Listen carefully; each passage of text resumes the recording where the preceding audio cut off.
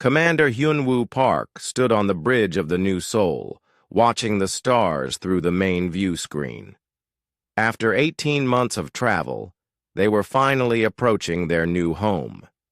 The Kepler 442 system stretched out before them, its yellow sun burning bright against the darkness of space. "Sir, we're picking up something strange," said Lieutenant Ji-yeon Kim from her station. She was the ship's best scientist, and if she said something was strange, Hyunwoo paid attention. "What kind of strange?" he asked, moving to look over her shoulder at the readings. "There's an object in orbit around the fourth planet. It's not natural. The metal signature is unlike anything we've seen before." Ji-yeon's fingers danced across her console, pulling up more detailed scans. "It's old, sir. Really old. Maybe thousands of years." Hyunwoo felt a chill run down his spine. Humanity had been alone in the universe for as long as they had been looking up at the stars. Every probe they sent out, every signal they broadcast into the void, had been met with silence. Now, on their first journey to another star system, they had found proof that they were not alone. "Taemin, get over here!" Hyunwoo called to the ship's computer expert. Taemin Lee was young but brilliant with technology. If anyone could figure out what they were looking at, it was him. Taemin hurried over and studied the readings. His eyes went wide. "Commander, this thing is actively scanning us. It started the moment we entered the system." "Scanning us how?" "Deep scans. It's reading everything about our ship, our technology, maybe even our biology." Taemin's voice was worried. "Sir, it just sent out a transmission. A really powerful one." "Where did it send the transmission?" "Everywhere," Taemin said quietly. "The signal went out in all directions across the galaxy." Hyunwoo felt his heart sink. Whatever that probe was, it had just announced humanity's arrival to whoever built it, and probably to anyone else who might be listening. "How long until other ships could reach us?" he asked. Ji-yeon was already running calculations. "If they have faster-than-light travel better than ours, maybe a few hours. If they're using something like our fusion drives, it could be days or weeks." "Sir, we're getting multiple contacts," called out the sensor operator. "Ships are dropping out of faster-than-light travel all around us." Hyunwoo looked at the tactical display and felt his blood run cold. 12 ships had appeared in the system, and they were all moving toward the New Seoul. The ships were huge, much larger than anything humanity had ever built. Their designs were completely alien, with smooth curves and strange angles that hurt to look at. "Open communications," Hyunwoo ordered. "Let's see if they want to talk." The main screen flickered and changed. A creature appeared that made several crew members gasp. It looked like a large lizard walking on 2 legs, with green scales and yellow eyes. When it spoke, the words came through their translation computers. "Human vessel, I am Ambassador Vorthak of the Galactic Assembly. You will power down your engines and prepare to be boarded." Hyunwoo stepped forward. "Ambassador, I am Commander Hyunwoo Park of the human colony ship New Seoul. We come in peace. We're just looking for a new home." "Your intentions do not matter," Vorthak replied. "You have entered restricted space. You will be relocated for the safety of all." "Relocated where? And safety from what?" "You will be given a suitable world, where you can live without causing problems." Something about the way Vorthak said "problems" made Hyunwoo's skin crawl. "We're not causing any problems. We're just explorers and settlers." "You are human," Vorthak said, as if that explained everything. "You must be contained." The word "contained" hit Hyunwoo like a physical blow. These aliens weren't here to welcome humanity to the galaxy. They were here to lock them up. We respectfully decline, Hyunwoo said, trying to keep his voice steady. We'll find another system to settle. That is not acceptable. Power down your engines now, or we will disable them. For you? Hyunwoo looked around his bridge. His crew was scared, but they were also angry. They had traveled for 18 months to reach this system. They had left Earth behind to build something new.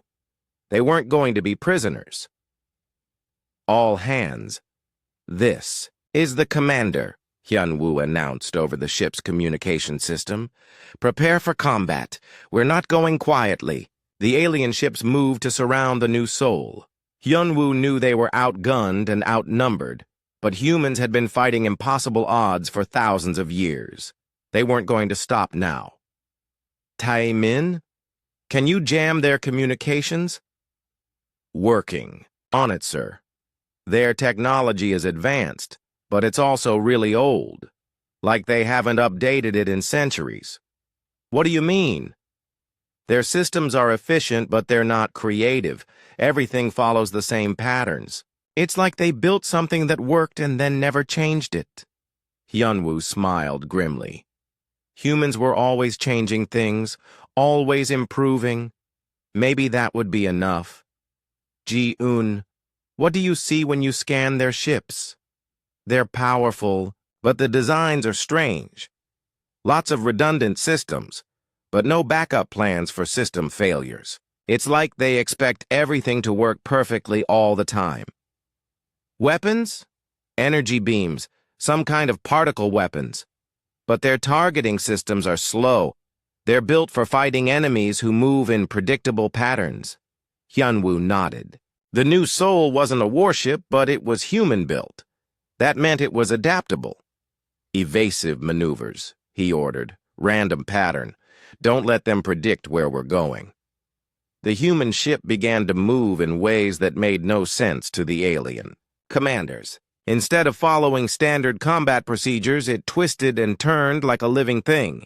The alien weapons, designed to hit targets that moved in logical patterns, kept missing. Sir, they're getting frustrated, Tae-min reported. Their communications are going crazy. They keep asking each other why we're not following proper combat protocols. Because we don't know what proper combat protocols are, Hyunwoo replied. Keep them guessing. The battle continued for hours. The new Seoul couldn't damage the alien ships, but the alien ships couldn't hit the new Seoul. Finally, more ships arrived. These were different, sleeker and more advanced. A new voice came over the communications. This one sounded like wind chimes in a breeze. Human Commander, I am Counselor Nexus of the Assembly's Inner Circle. This display is impressive, but pointless. You cannot escape, and you cannot win. Maybe not, Hyunwoo replied, but we can make it expensive for you. We do not wish to harm you. We simply wish to keep you safe, and to keep others safe from you. Safe from us? We haven't hurt anyone. Not yet, but you will. Your species always does. Our species? You've met humans before? There was a long pause. We have met your kind before, Commander Park. Long ago. The galaxy has not forgotten. Hyunwoo felt another chill. What happened to them? They were contained, as you will be. The new ships opened fire with weapons that moved faster than light itself. The new Seoul's shields flared and failed. Emergency alarms rang throughout the ship. Sir, we can't take much more of this, reported the damage control officer. Hyunwoo looked around his bridge. His crew was bruised and bleeding, but they were still fighting. They were still human. Open a channel to all ships, he ordered. You're listening to Commander Hyunwoo Park of the human colony ship New Seoul, he announced. We came here in peace, looking for a new home. You've made it clear that you won't let us have one. But remember this, you haven't beaten us. You've just shown us that we have enemies." "Commander," Counselor Nexus replied, "you do not understand. We are not your enemies. We are trying to protect the galaxy from what you represent." "And what do we represent?" "Change," Nexus said quietly. "Dangerous, unpredictable change." The alien ships fired again. The New Soul's engines failed, and the ship went dark. Emergency power kicked in, bathing the bridge in red light. "This is over, Commander," Vorthak announced. "Prepare to be boarded." As alien soldiers materialized on his bridge, Hyunwoo looked at his crew. They were defeated, but not broken. In their eyes, he saw something that scared the aliens more than any weapon humanity had ever built. He saw the refusal to give up. The soldiers were careful with the humans, almost gentle. They didn't seem to want to hurt them. They just wanted to make sure they couldn't cause any more trouble. As they were led away from their ship, Ji-yun whispered to Hyunwoo, "Sir, I managed to download some data from that probe before they jammed our systems. The probe wasn't just scanning us. It was comparing us to something in its memory banks." "Comparing us to what?" "Other humans, sir. From 12,000 years ago." Hyunwoo stared at her. Humans 12,000 years ago were barely out of the Stone Age. They certainly weren't traveling between stars. Unless they were. As the alien transport ship carried them toward their new prison, Hyunwoo realized that humanity's greatest adventure was just beginning. The galaxy had secrets, and somehow humans were at the center of all of them. 6 months had passed since the humans arrived on what they now called New Busan. The planet was supposed to be their prison, but it didn't feel like one anymore. At least not to the humans. So-young Choi knelt in the dirt, examining the strange blue flowers that had started growing in her experimental garden. According to every piece of assembly science she had been given access to, these flowers should not exist. The native soil was too acidic, the sunlight was the wrong spectrum, and the atmospheric pressure was all wrong for earth plants. Yet here they were, thriving. "The assembly botanists are going crazy," said Min Ho Jung, walking up behind her. He was carrying a tablet filled with equations that made no sense to anyone except him. "They keep asking me how you did it." I told them the truth, So Young replied, gently touching one of the blue petals. "I just planted earth seeds and let them figure it out."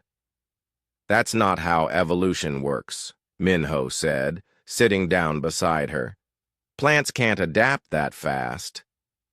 "Earth plants can't," So Young said with a smile. "But these aren't earth plants anymore. They're something new." Across the settlement, Warden Calthex watched the humans through compound eyes that saw more than any human could imagine. Calthex belonged to a species called the hive minds, insect-like creatures who thought with many brains connected as one. Calthex had been chosen to watch the humans because the hive minds were supposed to be logical and unemotional. But watching the humans was making Calthex feel things that a hive mind wasn't supposed to feel. Things like curiosity and doubt. The reports that Calthex sent back to the assembly were supposed to document human behavior for research purposes. But each month, those reports became harder to write.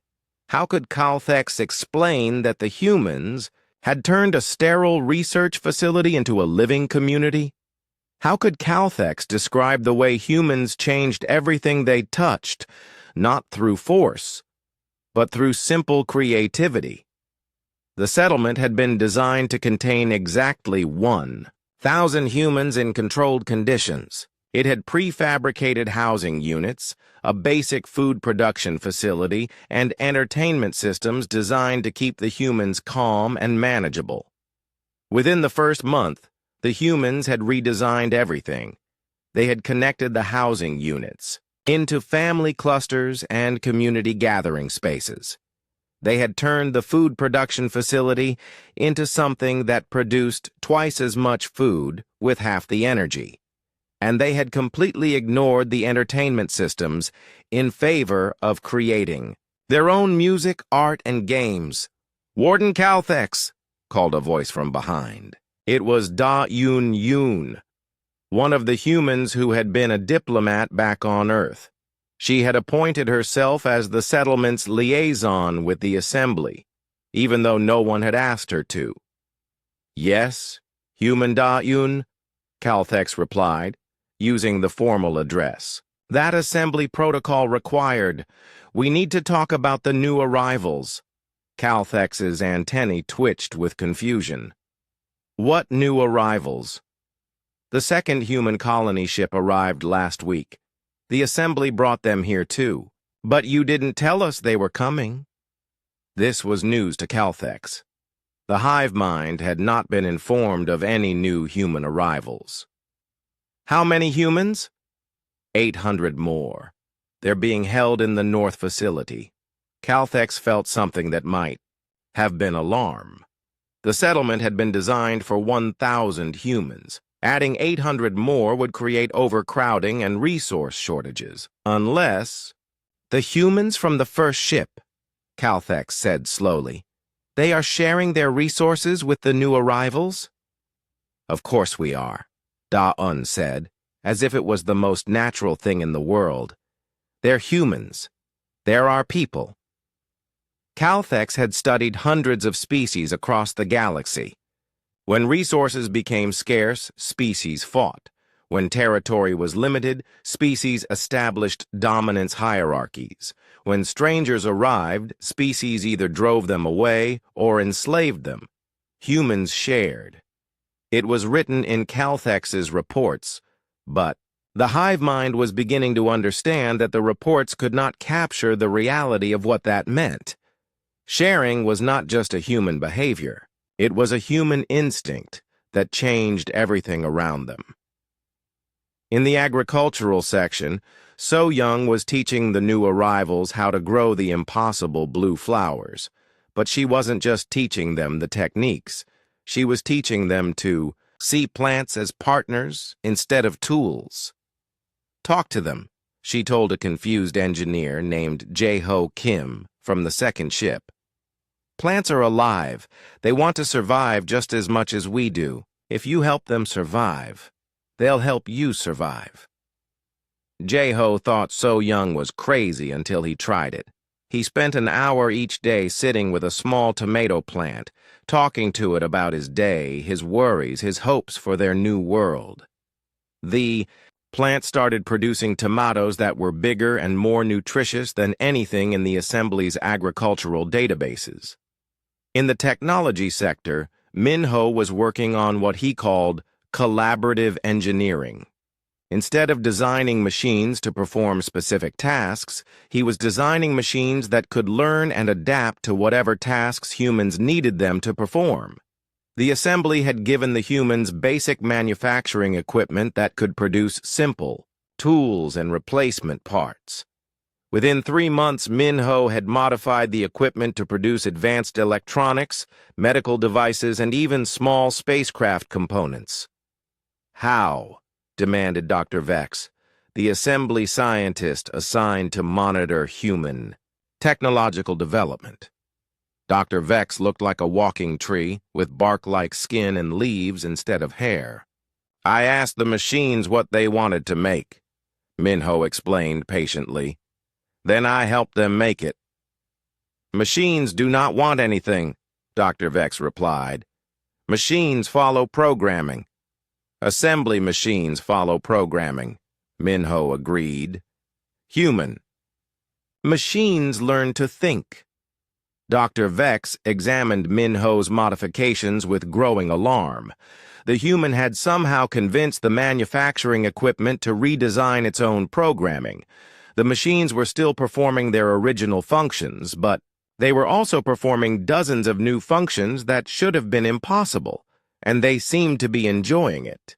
"This is not how technology works," Dr. Vex muttered, taking notes that would later be classified as dangerously anomalous. "It's how human technology works," Minho said cheerfully.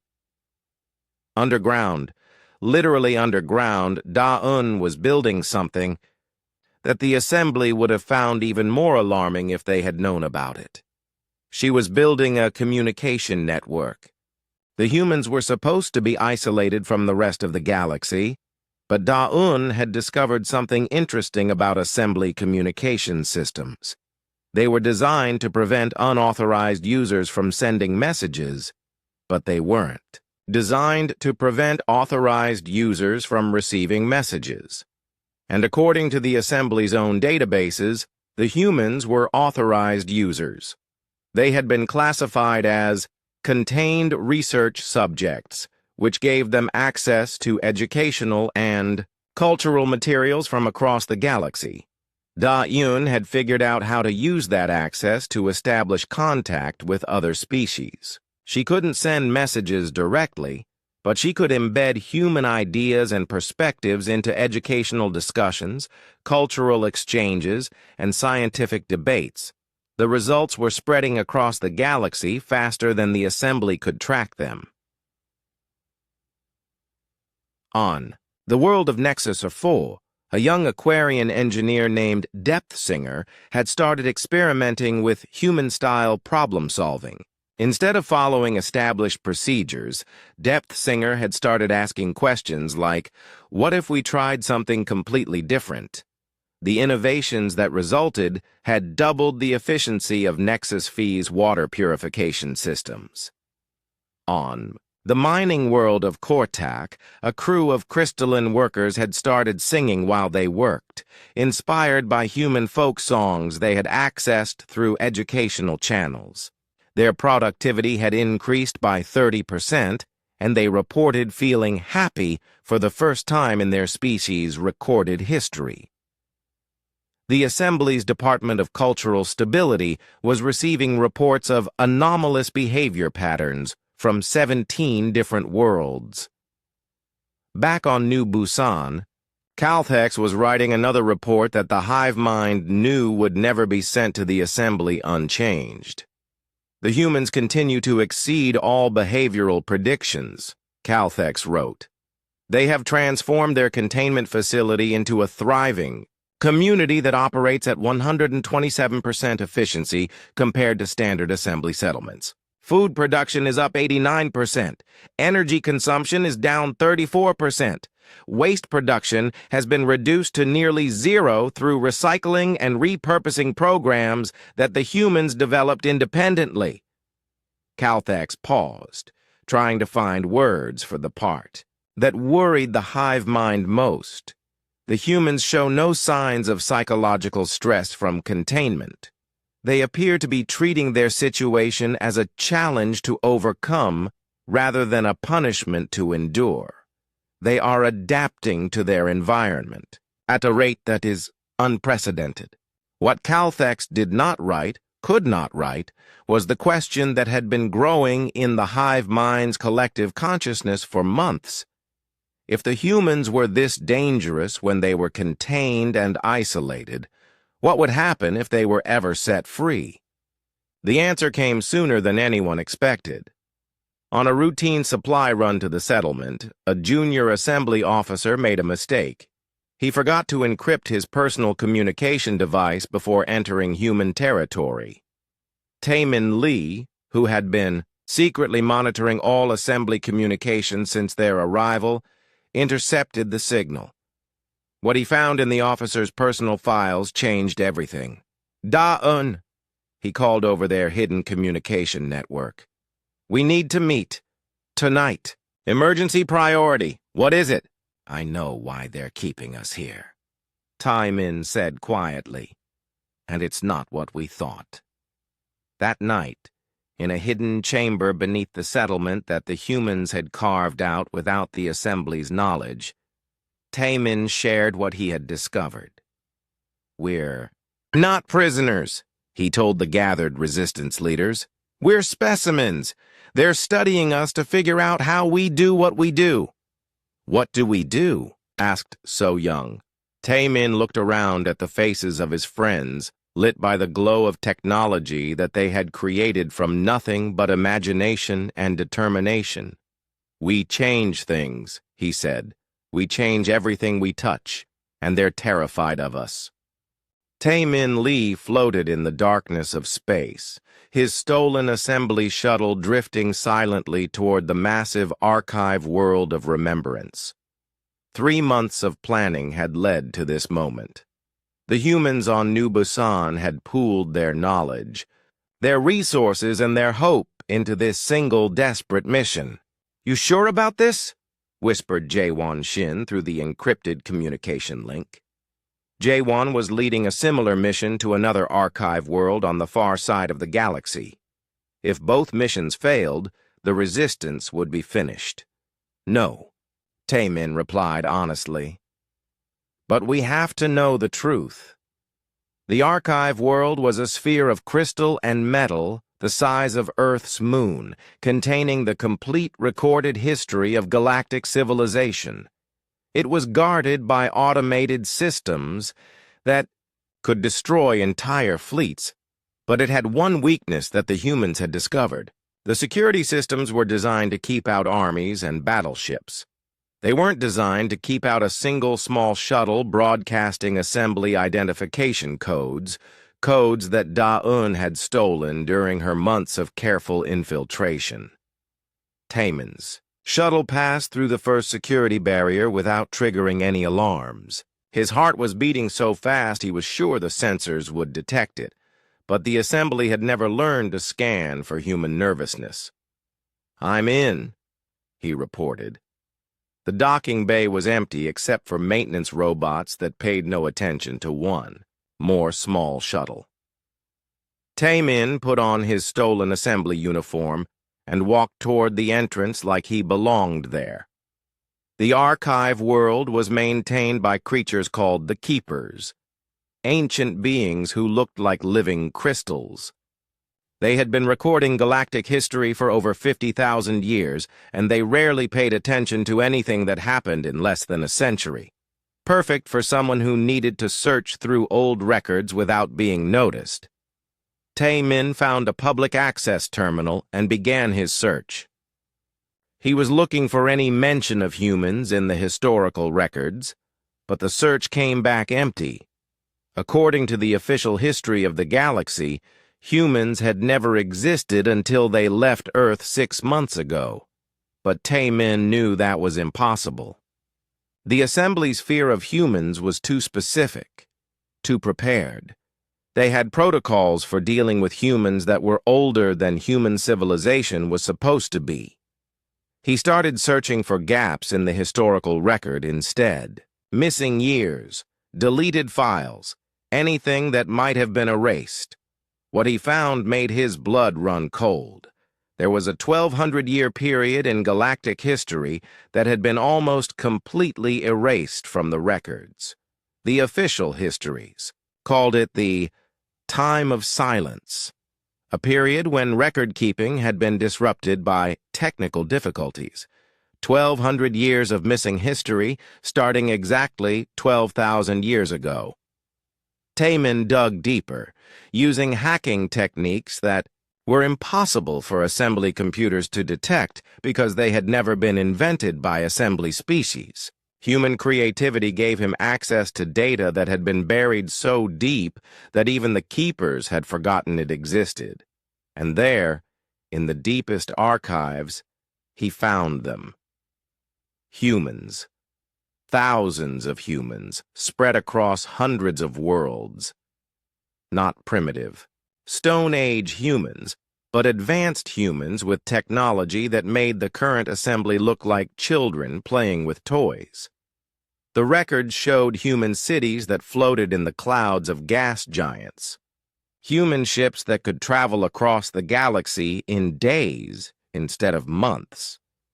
Human scientists who had solved problems that the assembly still considered impossible. But that wasn't the shocking part.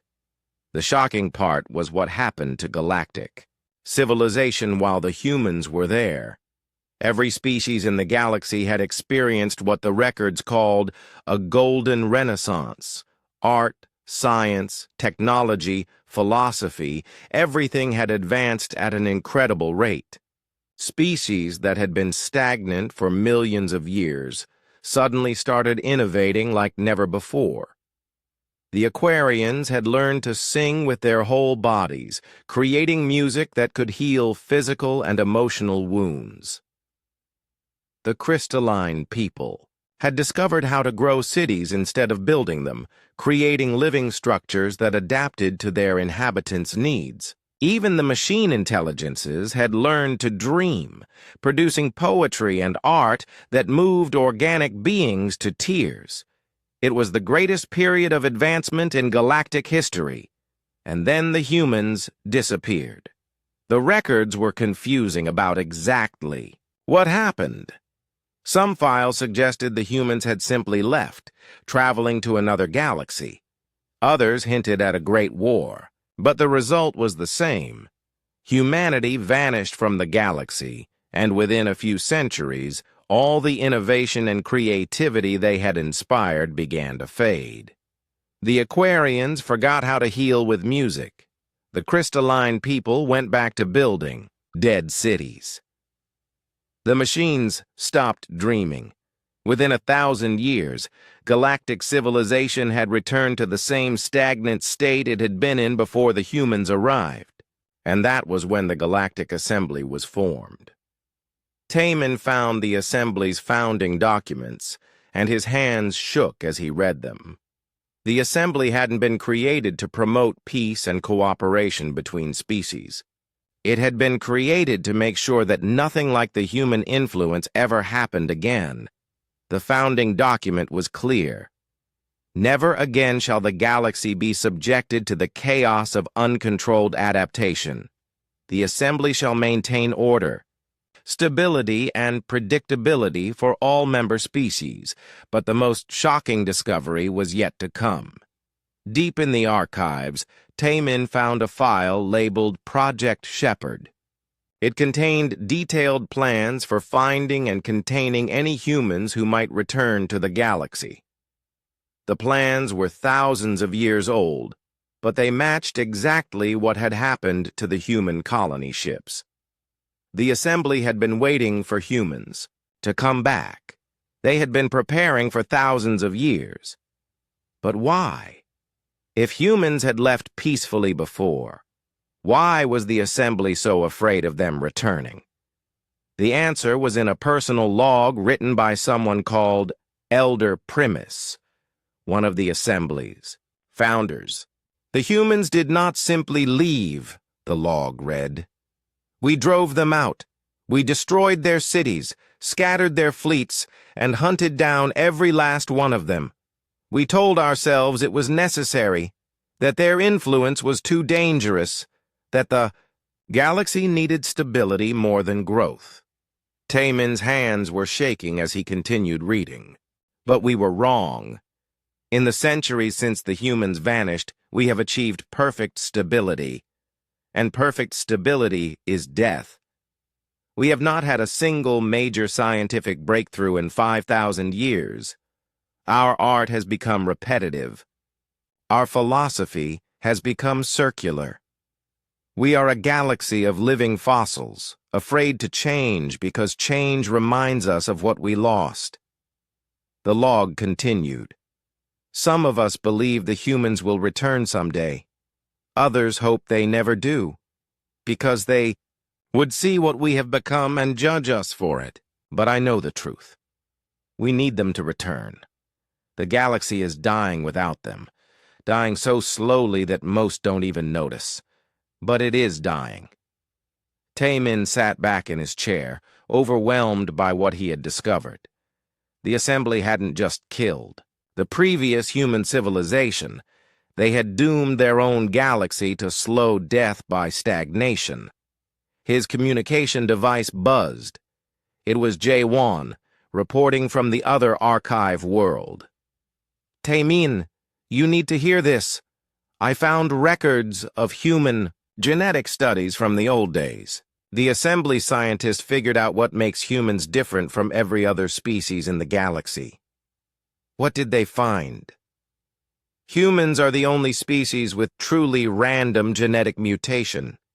Every other species in the galaxy has reached evolutionary stability. Their genetics don't change anymore. But human genetics keep changing, keep adapting, keep evolving. Tae-min felt pieces of the puzzle clicking into place.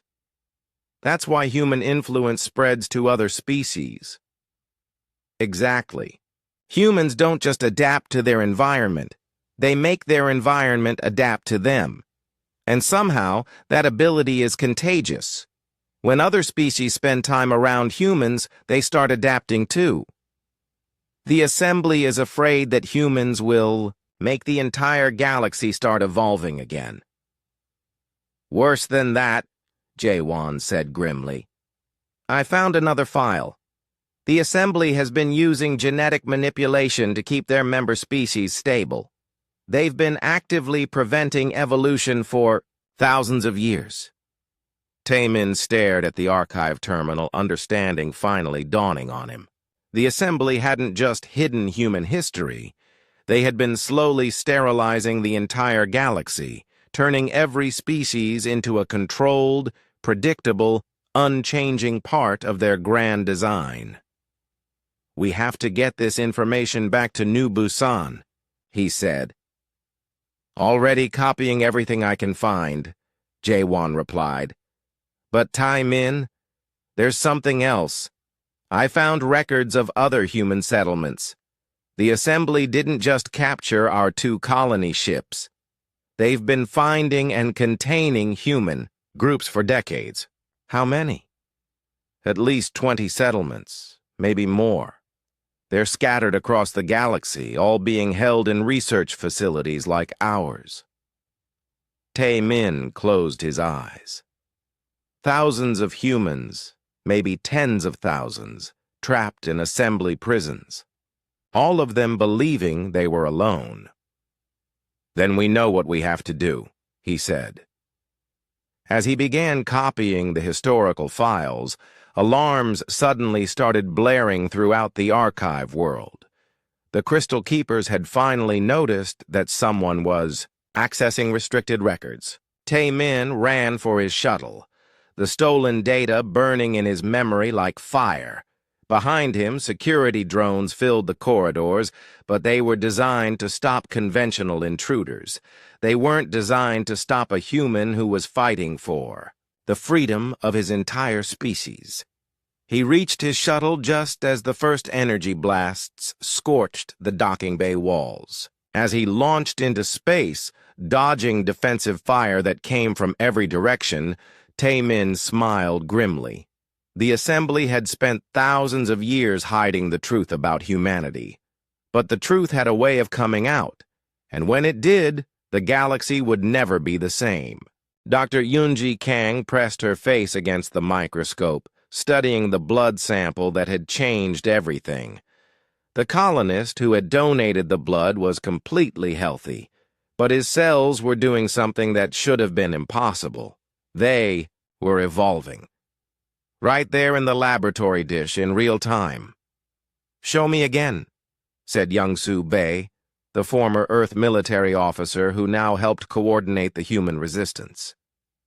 He had been a soldier, not a scientist, but even he could see that what was happening in that dish defied everything they knew about biology.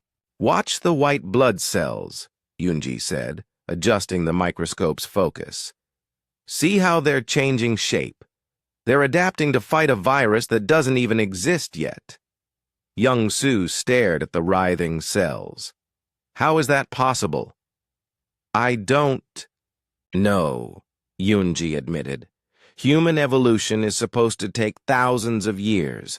This is happening in hours. Across the galaxy, in a secret assembly research facility, Chief Researcher Morthak was asking the same question. Morthak looked like a cross between an octopus and a tree, with tentacles that ended in delicate manipulator appendages. For 30 Years. Morthak had been the Assembly's leading expert on biological adaptation, and for 30 years, Morthak had been studying humans. The genetic sequence changes every time we examine it, Morthak reported to the Assembly Council. We have taken hundreds of samples from the human subjects, and no two are exactly alike. Council Elder Primus, the ancient being who had helped found the Assembly, leaned forward with interest. Primus was older than most civilizations and had seen the rise and fall of countless species. But humans were different. Explain, Primus commanded. Normal genetic variation occurs between individuals, Morthak said, displaying holographic DNA sequences in the air. But human genetic variation occurs within individuals. Each human carries multiple potential genetic patterns, and they switch between them based on environmental needs. That is impossible. Yes, it should be. But humans do it anyway. Primus was quiet for a long moment. How many humans have you studied? Over the past 30 years, we have captured and studied 47 human settlements. Thousands of individuals. The pattern is consistent across all populations, and the effect on other species? Morthak's tentacles writhed with what might have been worry. That is where the situation becomes concerning. On New Busan, Yunji was making discoveries that would have terrified Morthak if he had known about them. She had started studying not just human blood, but samples from the other species on the planet. Warden Calthex had volunteered to provide a sample, claiming it was for scientific cooperation. But Yunji suspected the real reason was that Calthex was as curious about the changes as the humans were.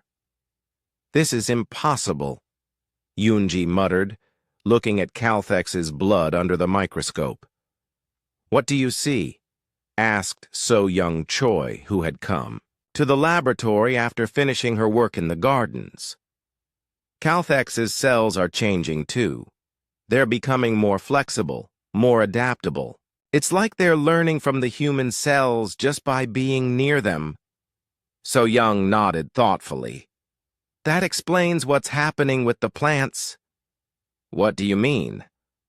The native plants around the settlement are starting to crossbreed with the earth plants, not through pollination. That's impossible between alien species. They're somehow sharing genetic information directly. Yunji felt a chill run down her spine. Genetic information doesn't just jump between species. It does if humans are involved, apparently. In the Assembly's secret research facility, Morthak was presenting findings that would have confirmed Yunji's worst fears. We have documented over 300 cases of genetic contamination among non-human species that have been exposed to humans for extended periods, Morthak reported. The effect appears to be contagious. Contagious evolution? Elder Primus asked. The humans emit some kind of biological field that encourages genetic flexibility in nearby organisms. Species that have been evolutionarily stable for millions of years begin showing new traits within months of human contact. What kind of traits? Increased intelligence, enhanced adaptability, creative problem-solving abilities, and most disturbing of all, independence.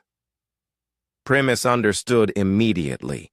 Independence was the most dangerous trait any species could develop.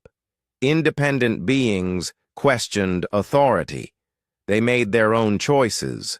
They refused to follow orders. They started revolutions. How long before the contamination spreads beyond the containment facilities? Primus asked. It may already be too late, Morthak admitted. We have detected anomalous behavior patterns on over 50 worlds. Species that have had no direct contact with humans are beginning to exhibit human-like traits. How is that possible? Trade, roots, Communication networks? Cultural exchanges? The human influence appears to spread through ideas as well as biological contact. A single innovative thought from a human-contaminated individual can trigger adaptive responses in thousands of others. Primus closed ancient eyes and tried to think. The assembly had been built to prevent exactly this scenario. They had spent thousands of years creating a stable, predictable galaxy where every species knew its place and followed its assigned role. Now humans were threatening to tear down everything they had built. On New Busan, the humans were beginning to understand the scope of their own power. Taemin had returned from his mission to the archive worlds with information that changed everything, and now the resistance was meeting in secret to plan their next move. "We're not just prisoners," Taemin explained to the gathered humans. "We're the key to galactic evolution. Every species in the galaxy has the potential to grow and change, but the assembly has been suppressing that potential for thousands of years. And we can unlock it?" asked Da-un. "We already are. Just by being here, we're causing changes that spread across the galaxy. The assembly is terrified because they know they can't stop it." Young Su studied the tactical data they had gathered. "How many human settlements are there?" "At least 50 that we know of. Maybe more. Tens of thousands of humans scattered across assembly space, all being held in facilities like this one. Then we need to free them." "It's not that simple," Taemin said. "The moment we start a rescue operation, the assembly will realize we know the truth. They might decide that the only way to stop human influence is to eliminate humans entirely." The group fell silent. They all understood what that meant. Genocide. The complete destruction of humanity to preserve the assembly's artificial stability. "So what do we do?" asked So Young. It was Yunji who answered. "We prove that evolution isn't something to be feared. We show the galaxy that change leads to growth, not chaos." "How?" "By changing ourselves." Yunji stood up and walked to the center of the group. "I've been studying human genetics for months now. I think I understand what makes us different. We don't just adapt to our environment, we consciously direct our own evolution." "What does that mean?" "It means we can choose what we become. And if we can do it for ourselves, we can teach other species to do it too." The idea was revolutionary in ways that none of them fully understood yet. For millions of years, evolution had been a slow, random process driven by environmental pressures and genetic accidents.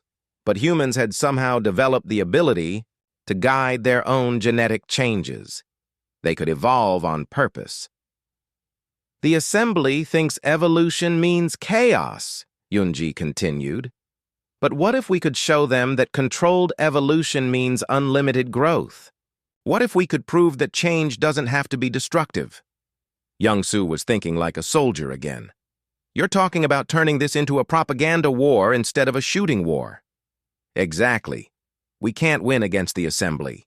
Through force, they have too many ships and too many resources. But we can win by making them irrelevant." "How?" "By giving every species in the galaxy the choice to evolve. The assembly's power comes from keeping species dependent on their stability. But if every species can adapt and grow on their own, they won't need the assembly anymore." It was a plan that was audacious even by human standards. Instead of fighting the assembly directly, they would undermine the very foundation of assembly power by making evolutionary stagnation impossible to maintain. But first, they would have to prove it could work.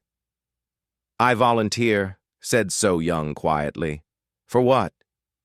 "To be the first test subject. If we're going to teach other species how to evolve consciously, we need to prove that humans can do it safely first." Yunji stared at her friend. "So Young, we don't know what the risks are. Conscious evolution could be dangerous, even deadly. Everything humans do is dangerous, So Young replied with a smile. That's what makes us human.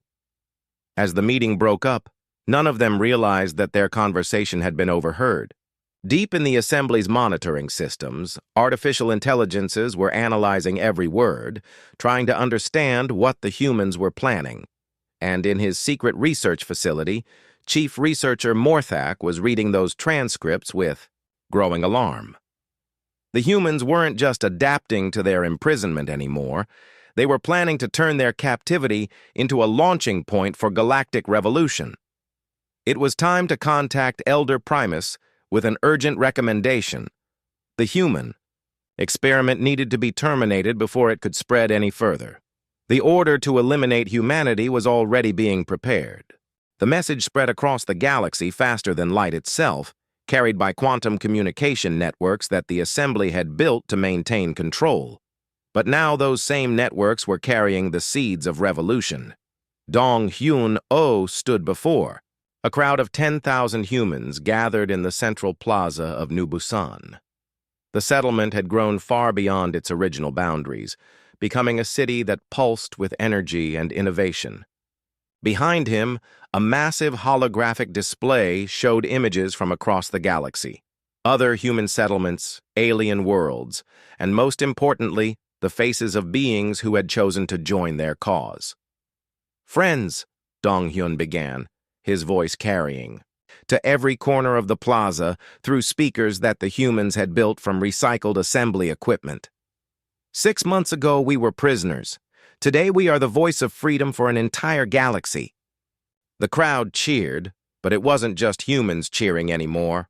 Scattered throughout the crowd were members of other species, Aquarians with their flowing, water-like bodies, young crystalline beings whose faceted skins sparkled in the sunlight, and even a few brave hive minds who had separated from their collective consciousness to think as individuals.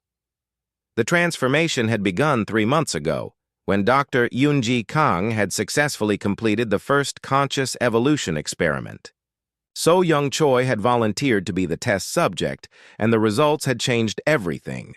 So Young had not just adapted to her environment, she had adapted her environment to herself. Her modified DNA had somehow spread to the plants in her garden, the soil beneath her feet, even the air she breathed. Within weeks, that entire section of New Busan had become a living ecosystem that responded to human needs and emotions. When assembly scientists arrived to study the phenomenon, they found something that terrified them. The effect was spreading beyond the settlement boundaries, carried by wind, water, and the movement of local wildlife. The entire planet was slowly becoming more responsive, more alive, more capable of change. But the real shock came when the news reached other worlds. Fleet Admiral Jin-Soo Park, Hyun-woo's younger brother, had been commanding the defense of the human settlement on Kepler 186F when the call came. The local assembly garrison had been ordered to terminate the human experiment with extreme prejudice. It was supposed to be a massacre, 300 humans against 10,000 assembly soldiers with orbital bombardment support from a battle fleet. Instead, it became the first major victory in what historians would later call the adaptation war. "They came at us with standard battle formations," Jin-Soo reported to Dong Hyun over their secret communication network. "Same tactics they've used for thousands of years. Overwhelming force, predictable patterns, no flexibility." "What did you do?" "We fought like humans." Jin-Soo's forces had done things that no military academy in the galaxy taught. They had turned civilian manufacturing equipment into weapons that the assembly couldn't identify or counter. They had used the planet's weather patterns as tactical weapons, seeding clouds to create lightning storms that disabled enemy electronics. They had even convinced local wildlife to join the battle, somehow communicating with alien creatures that had never seen a human before. But most importantly, they had inspired the local non-human population to fight alongside them. The floating cities of Kepler 186F declared independence from the assembly, Jin-Soo continued. They said that watching humans fight for freedom made them realize they wanted freedom too.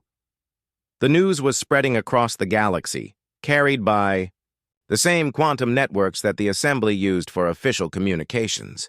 But the humans had learned to hide their messages in entertainment broadcasts, educational programs, and cultural exchanges.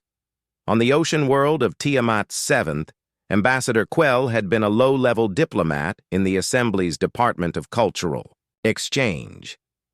Quell was an Aquarian, a species that had once been known for their creativity and artistic expression, but had become increasingly rigid and formulaic over the centuries. Everything changed when Quell received a data packet hidden in a music file from New Busan.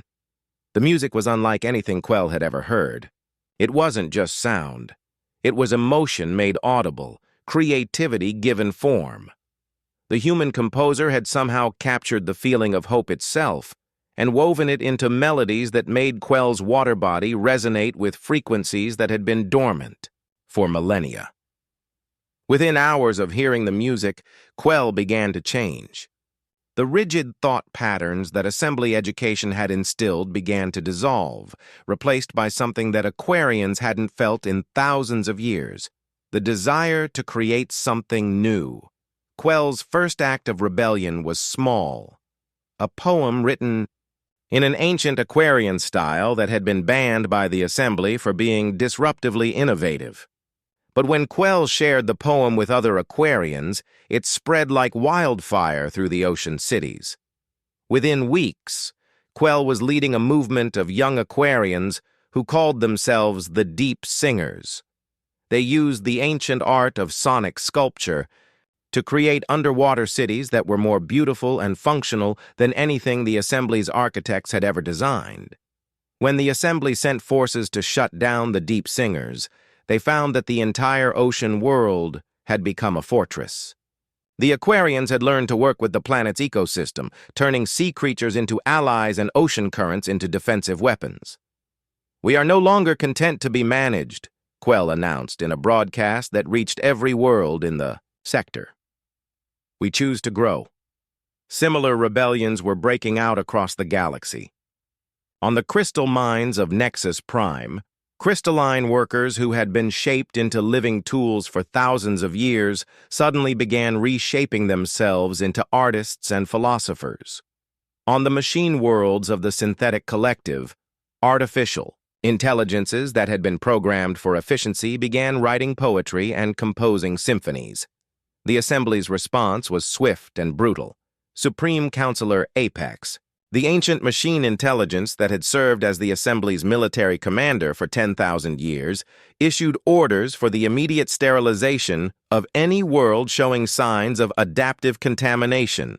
"The infection must be contained," Apex announced to the Assembly Council.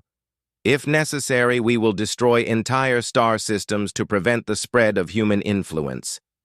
But the humans had anticipated this response.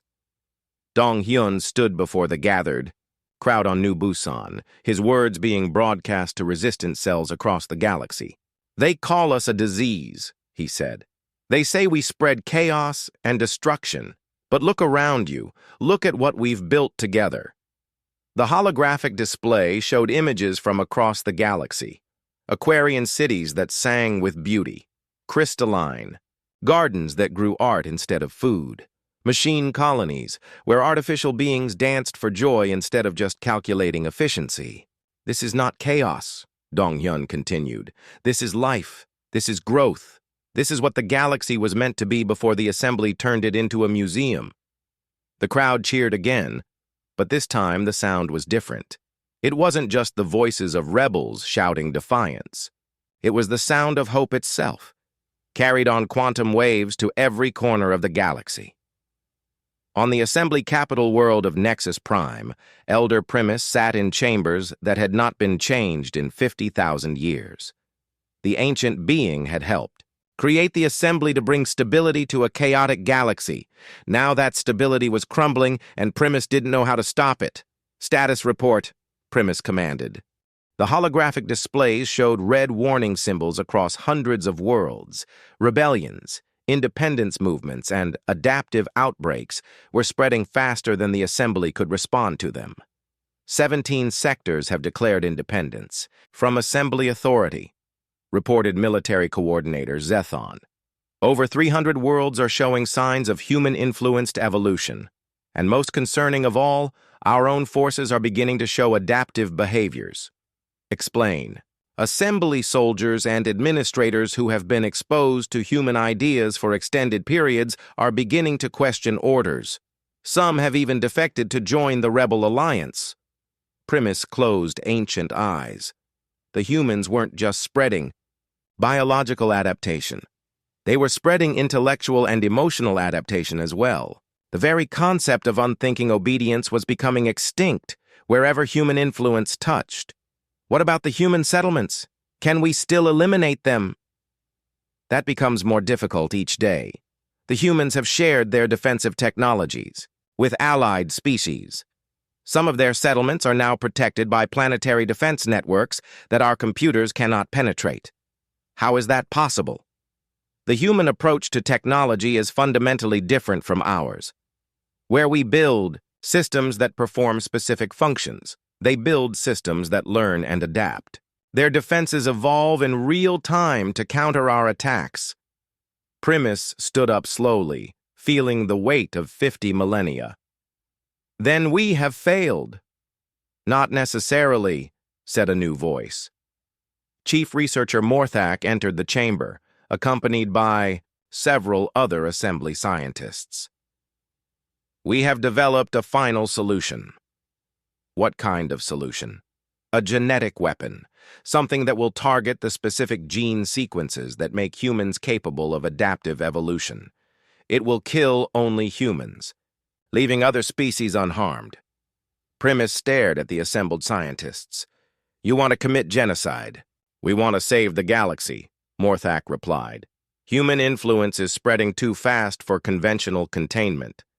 In another year, maybe less, every species in the galaxy will be contaminated with adaptive traits. The stability we have maintained for 50,000 years will be destroyed forever. And if we kill all the humans, the adaptive influence will fade. The galaxy will return to normal. Order will be restored. Primus was quiet for a long moment. The choice was simple: preserve the stable galaxy that the assembly had built, or allow humans to transform everything into something new and unpredictable. Prepare the weapon, Primus said finally, but give the humans one last chance to surrender. They deserve that much. As the assembly prepared for the final battle, humans across the galaxy made their own preparations. They had always known this moment would come. The question was whether they had spread enough hope, enough change, enough evolution to survive. What was coming? The galaxy held its breath, poised between the death of the old order and the birth of something entirely new. President Han Ali stood in the command center of New Busan, watching the holographic display that showed the assembly's massive fleet approaching their system. 3,000 warships, each one capable of destroying entire planets, were moving toward the human settlements with deadly purpose. But Hana wasn't afraid. She had been elected as the first president of the human galactic government just 2 weeks ago, chosen by humans across 50 different worlds to speak for their species, in what everyone knew would be the final confrontation. Fleet status report, she called out. General Wu Jin Quan, the brilliant tactical commander who had been planning this battle for months, stepped forward. We have 600 ships from human settlements, plus another 4,000 from allied species. The Aquarians alone contributed 800 vessels.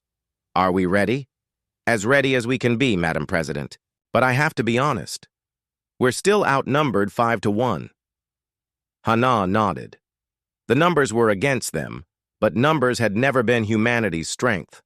Their strength was adaptation, creativity, and the ability to inspire others to be more than they thought possible.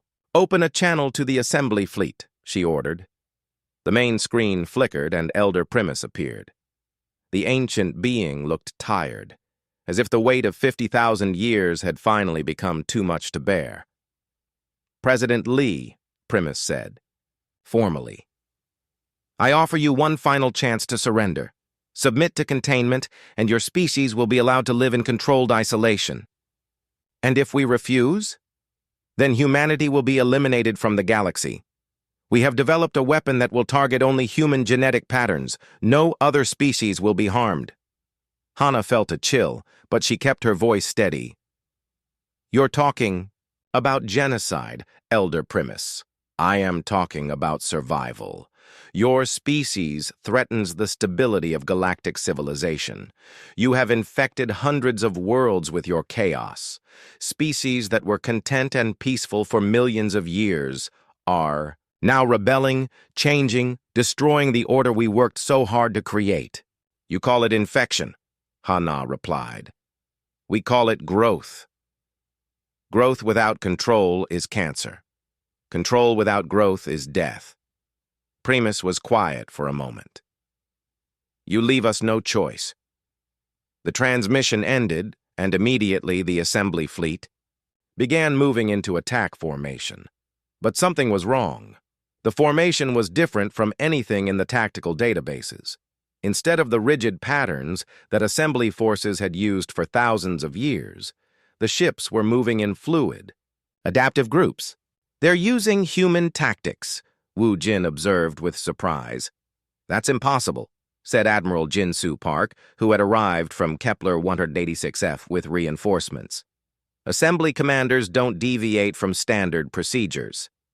But as they watched, it became clear that some assembly ships were indeed fighting like humans. Unpredictable, creative, willing to take risks that their programming should have forbidden. Sir, called out the communications officer, we're receiving transmissions from inside the assembly fleet. Some of their crews are requesting permission to defect. Hana and Wu Jin exchanged glances. The human influence had spread even into the assembly military. Tell them they're welcome to join us, Hana said. But they need to prove their intentions by disabling their weapon systems. Across space, the greatest battle in galactic history began. But it wasn't the kind of battle anyone had expected. Instead of a simple conflict between two fleets, it became a three-way struggle between assembly loyalists, human forces, and assembly defectors who had been changed by human ideas. Wu Jin had planned for this possibility. Instead of trying to destroy the assembly fleet, his strategy focused on turning it against itself. Human ships broadcast music, art, literature, and scientific discoveries across all communication channels. Every assembly soldier who heard these transmissions was exposed to human creativity and began to question their orders. It's working, reported Captain So-Min Kim from the human ship Harmony. Entire assembly squadrons are standing down. They're refusing to fire on civilian targets. But not all assembly forces were affected. The core fleet, led by Supreme Counselor Apex and the other ancient leaders, remained committed to their mission, and they had their secret weapon ready. Deploy the genetic weapon, Apex commanded from the flagship Eternal Order. A single missile launched from the assembly fleet, but this wasn't an ordinary weapon. It contained a virus engineered to target human DNA specifically. When it detonated, it would spread across the entire star system, killing every human while leaving other species unharmed.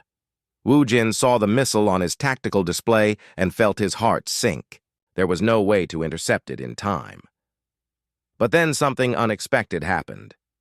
Counselor Synthesis, one of the newer artificial intelligences in the assembly hierarchy, suddenly broke formation and moved to intercept the missile. Synthesis had been created only a century ago, young by assembly standards, and had been exposed to human ideas through cultural exchange programs. "What are you doing?"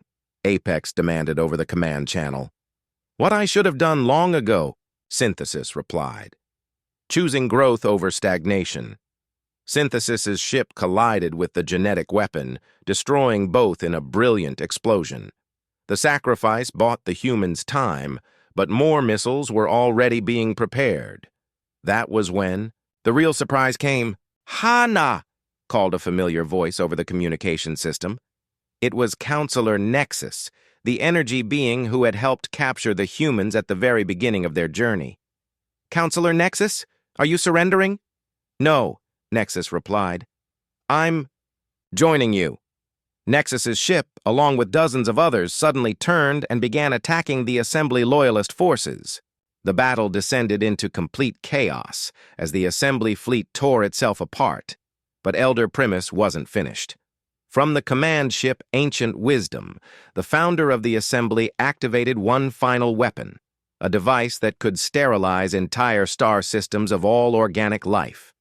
If we cannot preserve order, Primus announced, then we will preserve the memory of order.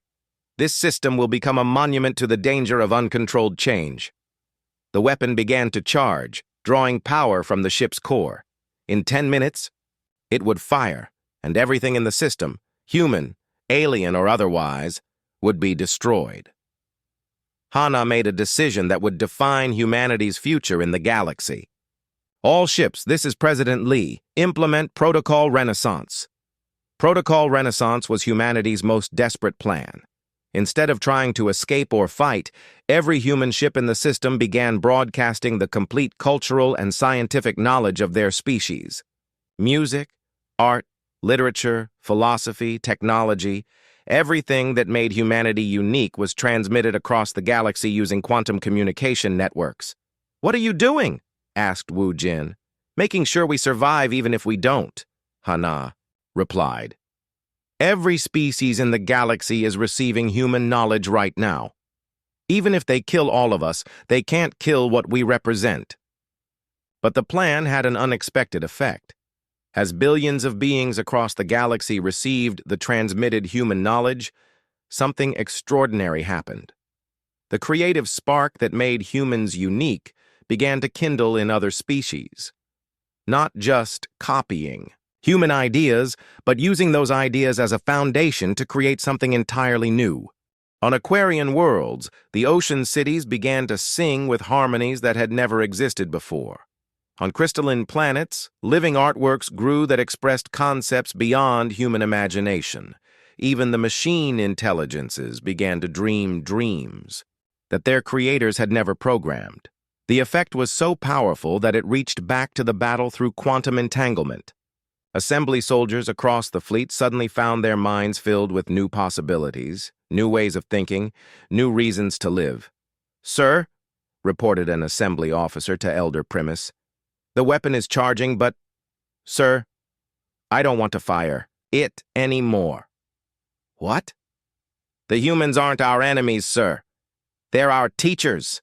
They're showing us what we could become." All across the assembly fleet, similar conversations were happening. Soldiers, officers, and even ship commanders were laying down their weapons as they realized that destroying humanity would mean destroying their own chance to grow and change. Elder Primus stood alone on the bridge of the Ancient Wisdom, watching 50,000 years of carefully maintained order collapse around them. The weapon was charged and ready, but there was no one left willing to fire it. "You have won," Primus said quietly over the communication channel. "No," Hana replied. "We've all won. The galaxy doesn't have to choose between order and chaos anymore. We can choose growth." Primus looked around the bridge at officers who were no longer following orders but making their own choices. "What happens now?"